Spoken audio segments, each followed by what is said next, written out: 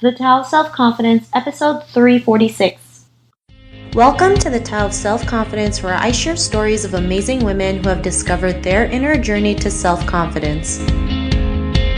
Visit our website at thetaoofselfconfidence.com. Your inner journey to self-confidence awaits. Well, hello friend. Welcome to the Tao of Self-Confidence, where I share stories of amazing women who have discovered their inner journey to self-confidence. I'm your host today, Sheena Yap Chan, and today I have a phenomenal lady on the show today. She is a film producer and a consultant, and I'm really excited to have her on and share her story with us today. So without further ado, I'm going to introduce you to Janet Yang. Janet, how are you today? Maybe you can fill in a little bit more about yourself to the listeners. I'm very well, first of all, thank you. And I am a film producer who has been straddling Hollywood and China for a long time. When I first started out, I was working primarily in China, and at the time, there was very little interest or exposure to China. That was all the way back in the 80s, and all of that has changed now, and so the world has just been turned upside down in that sense, and there's a tremendous amount of attention and a tremendous amount of capital coming out of China and a hugely growing audience. So there's now more room than ever for collaboration between Hollywood and China, which is what I am. It's actually it's beyond my dreams of what was even possible. So that's where we are today. Awesome, and thanks for sharing that. And I think that's great, bridging two countries together, Hollywood and China to create great movies. I mean, there's so many, so much talent, with Asian culture and Asian actresses. It's just great that we're just making progress. And like you said, beyond your wildest dreams, which is also another great thing. So thanks for sharing that. And Janet, what's your cultural background? I was born in Queens, New York, and grew up primarily on Long Island in a Jewish neighborhood. We were the only Asian family in that neighborhood. I was the only Chinese born, Chinese heritage, Chinese, I was only, put it this way, I think we were the only Asian family, and I was the only Asian person in my school for most of my elementary school years and junior high school years. In high school, I went to China for the first time, and that's when I discovered a whole other part of my identity. I really didn't have too much exposure to China before then. While I was in China, it was very early on, before China was widely open as it is today. It was still considered a very mysterious and, by some people's standards, a very dangerous place, but it was where the majority of my relatives lived. And so when I went back to visit, I had this very profound, sometimes uncomfortable feeling that, I really belonged there or almost grew up there. And that got me thinking, and I decided I needed to learn Chinese and needed to learn more about my heritage. And it sort of set me on a completely different path than what I might have imagined otherwise, and spent, quite a bit of time working and living in China after that point, and somehow combined it with a career in the film business, which was not a typical combination at the time.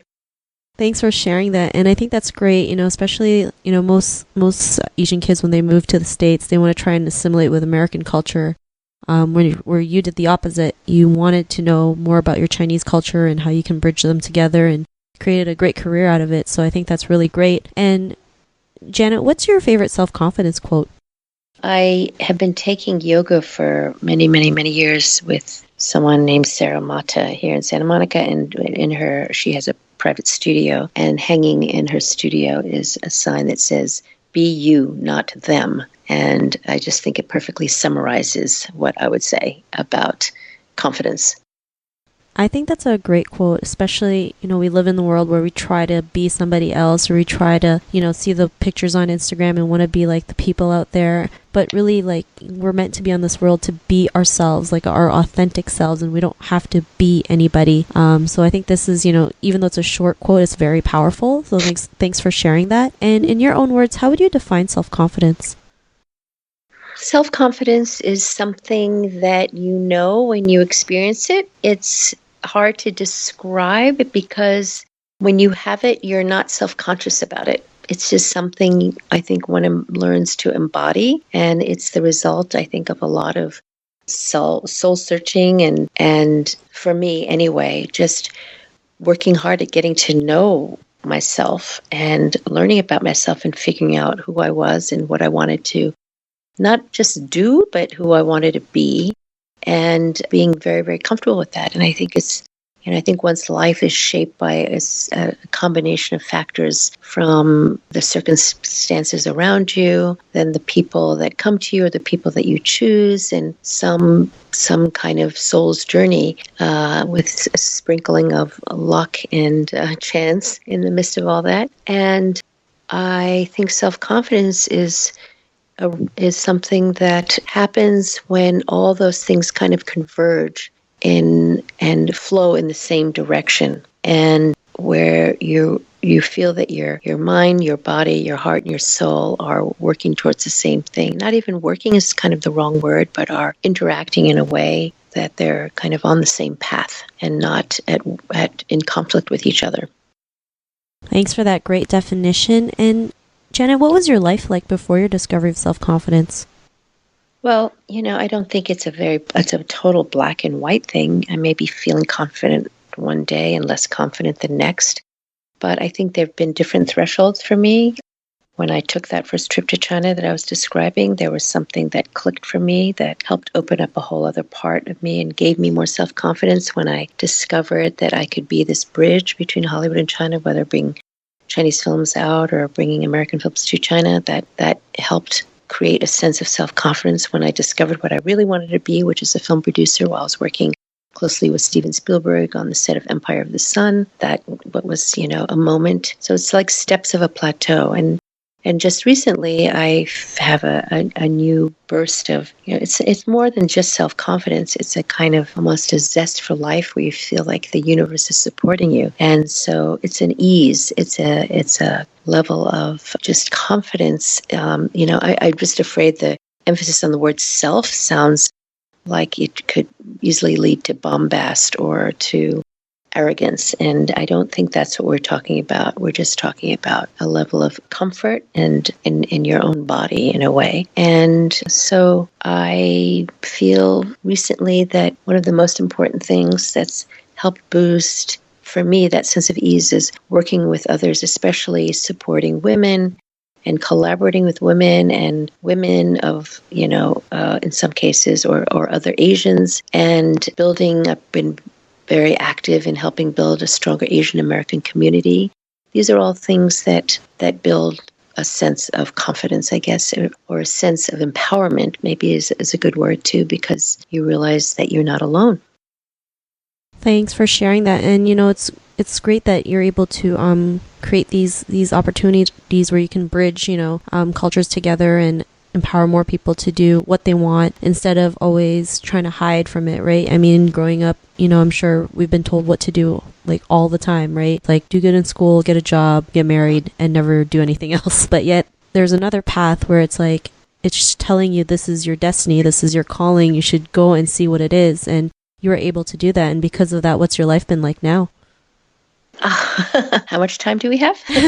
This is a sense of clarity and a sense of purpose, sense of mission, I guess. It's definitely, there's not really a sense of wondering anymore or searching as much as there is a sense of continuing on this path. I'm not searching for the path. The path seems pretty clear, but of course you make adjustments along the way. I think it's important to remain very flexible, but still have some core intentions. Thanks for sharing that. And, to the woman who's listening to your episode, she may be in her own journey of self-confidence. What would be that one tip you would give to her?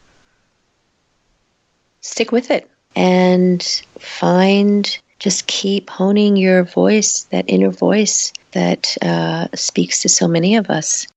And that's the touchstone, whether you find it with the help of, some religion or spiritual guru or books or music or art or friends or whatever. There is that core person inside you that has an understanding and has the support of others around you. And somebody once said that everything that we do is the result of either conscious or unconscious intentions. So there are no really big mistakes. Whatever happens in your life is a gift. And if you see it as such and you're curious about the different ways that your life has turned, then there's always a learning, and then that will always lead you to a place of greater self-awareness. Thanks for sharing that. And I love how you mentioned, just seeing things at a different perspective. When we see the positive in everything, like you mentioned, like the mistakes we made aren't as big as they seem. It's just part of the process and we just keep going. So thanks for sharing that. And Janet, if our listeners wanted to get to know a little bit more about you and what you do, is there any links or social media profiles we can connect with?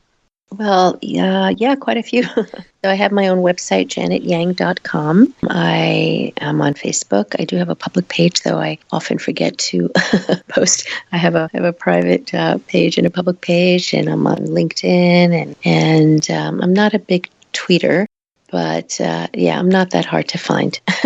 So I think you also wanted me to quote. Do I have a particular quote or link that I like? I'm really fond of this website called Brain Pickings, and they recently posted some letters that Bruce Lee wrote to himself. I happen to know Bruce's daughter Shannon, and these writings of his, I think, are very, very profound and help shape a profile of him that's very different than just an uber martial artist. He was very, very philosophical and very deep, and encouraged people to read the latest posts on Brain Pickings. One is letters to himself about authenticity and about the difference between confidence and self-esteem, and he's quite profound. So I would and he's, his phrase, be like water. So there's a lot of writings about him that I would look to for those who are searching for inspiration. Thanks for sharing that, and I'm going to have to check that out myself as well. So thanks again. And to our listeners, if you want to connect with Janet, you can also head on over to the taoofselfconfidence.com and search for Janet's name. Her show notes will pop up along with everything else we talked about. And I just want to thank Janet for taking the time to share her story and tips with us on self-confidence. So thank you so much. You're welcome. To the listeners, be on the lookout for another new episode of another amazing woman's journey to self-confidence, and we'll talk to you soon. Bye for now. Take care. Thank you for tuning in to another amazing episode of the Tao of Self-Confidence. Get your free self-talk tape for building self-confidence by visiting our website at thetaoofselfconfidence.com. Your inner journey to self-confidence awaits.